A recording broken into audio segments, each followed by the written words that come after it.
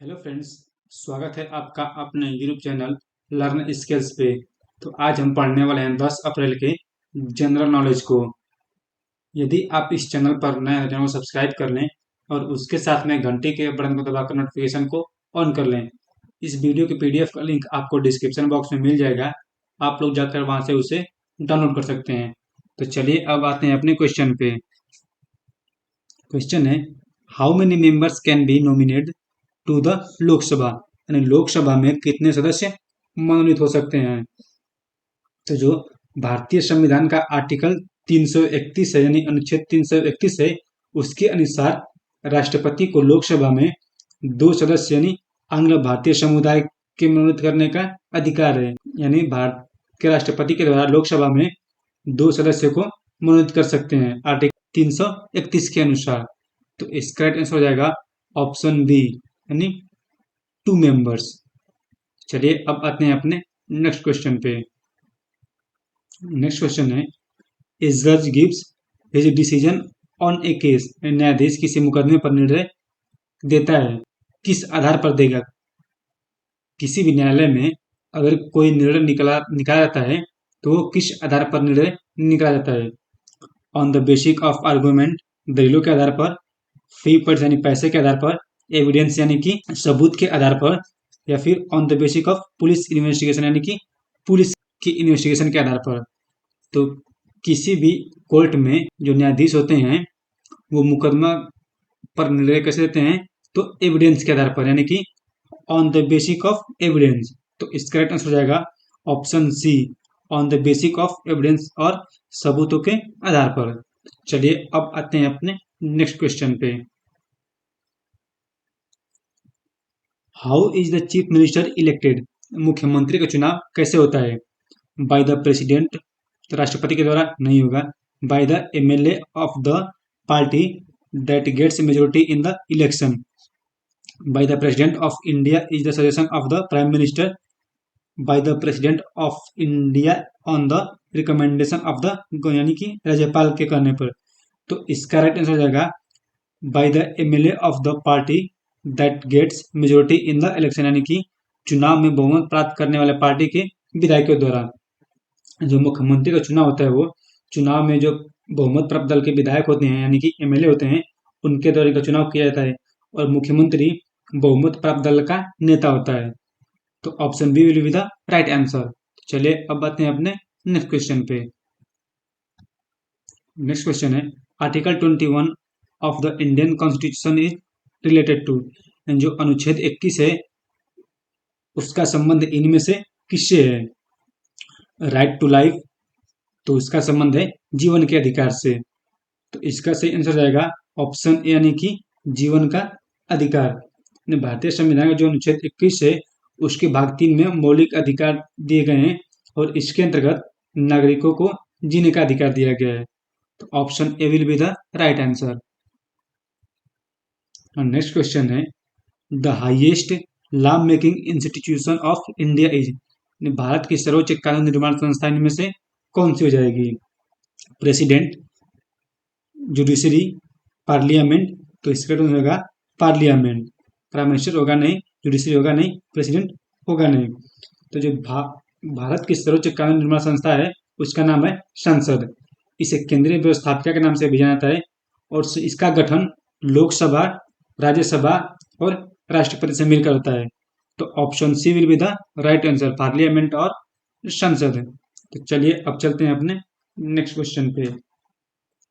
When is the state does not interfere in religious activities in any way, it is called, जब राज्य धार्मिक क्रियाओं में किसी प्रकार का हस्तक्षेप नहीं करता है तो उसे क्या कहा जाता है। सर्वजनिटी, मोनक्रेसी, ऑटोक्रेसी या फिर सेक्युलरिज्म। तो उसे कहा जाता है सेक्युलरिज्म, यानी कि धर्मनिरपेक्षता।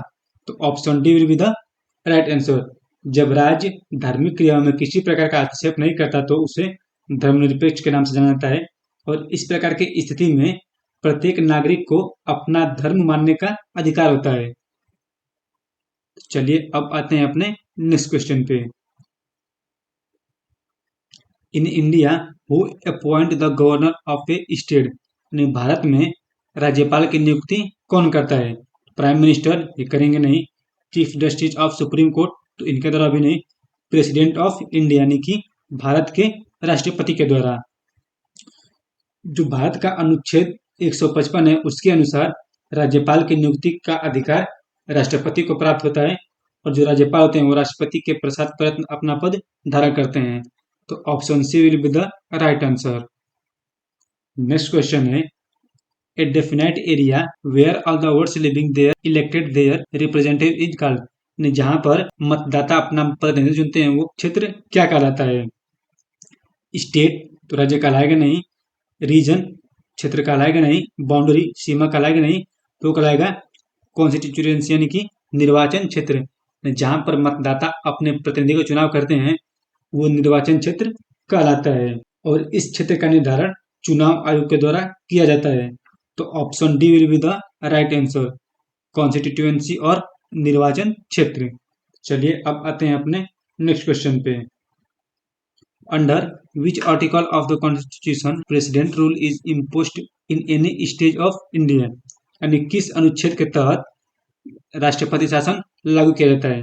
तो जो भारत का अनुच्छेद 352, 356 और 360 है उसके तहत राष्ट्रपति आपात को लागू कर सकता है। जो अनुच्छेद 352 है उसके तहत राष्ट्रीय आपात की घोषणा और 256 की तो राष्ट्रपति शासन की घोषणा राज्यपाल के कहने पर, यानी राष्ट्रपति शासन की घोषणा वो भी राज्यपाल की सिफारिश पर। और जो आर्टिकल 360 है वो है वित्तीय आपात की घोषणा। ये अभी तक कभी लगा नहीं है। तो उसमें पूछा क्या क्या है? राष्ट्रपति शासन यानी article 356। Option C will be the right answer, यानी अनुच्छेद जो 356 है उसके तहत किसी भी राज्य में राष्ट्रपति शासन लागू किया जा सकता है। In which article of the Indian constitution is the abolition of untouchability mentioned. यानी अस्पृश्यता का अंत भारतीय संविधान के किस अनुच्छेद में वर्णित है? तो जो भारतीय संविधान का आर्टिकल 17 है उसके तहत अस्पृश्यता का अंत किया गया है और अस्पृश्यता एक दंडात्मक अपराध है। तो बात कर ले अस्पृश्यता की सिंपल भाषा में। अस्पृश्यता का मतलब हुआ न छूने योग्य, यानी जो बड़ी जाति के लोग थे वो निचली जाति के लोगों को छूने से वो घृणा करते थे। तो इसका किस अनुच्छेद में इसका वर्णन किया गया है? तो क्या गया है अनुच्छेद 17 या फिर आर्टिकल 17 में। तो इसका आंसर हो जाएगा ऑप्शन बी यानी कि अनुच्छेद 17। What type of question are asked during question hours in parliament? यानी संसद में प्रश्नकाल के समय किस प्रकार के प्रश्न पूछे जाते हैं? Unstarred question, starred question, A and B, all of this. तो प्रतिदिन संसदीय कार्यवाही का जो पहला घंटा होता है वो प्रश्नकाल का होता है जिसमें जनता के प्रतिनिधि को प्रश्न करने का अधिकार होता है, जिसमें दो प्रकार के प्रश्न पूछे जाते हैं। पहला अनस्टार्टेड और दूसरा स्टार्टेड, यानी अतरांकित और तारांकित प्रश्न। तो इसका आंसर हो जाएगा ऑप्शन सी यानी कि ए एंड बी बोथ, यानी ए और बी दोनों।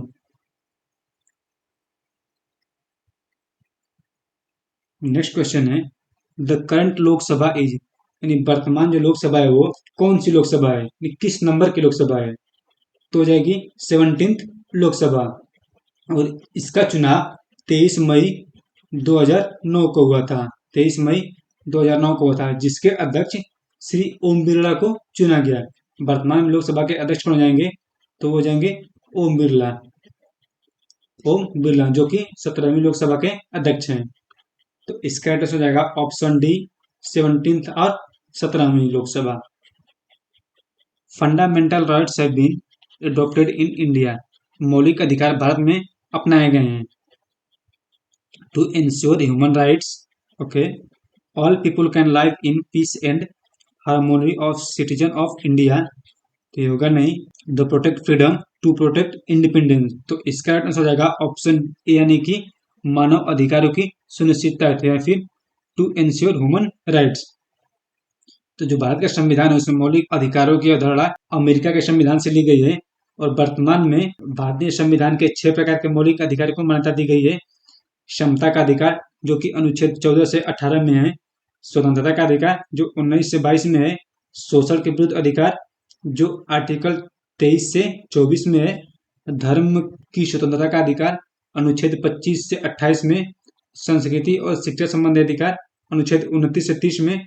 संवैधानिक उपचारों का अधिकार जो कि अनुच्छेद 32 में दिया गया है। तो चलिए फ्रेंड्स, आज के लिए इतना ही।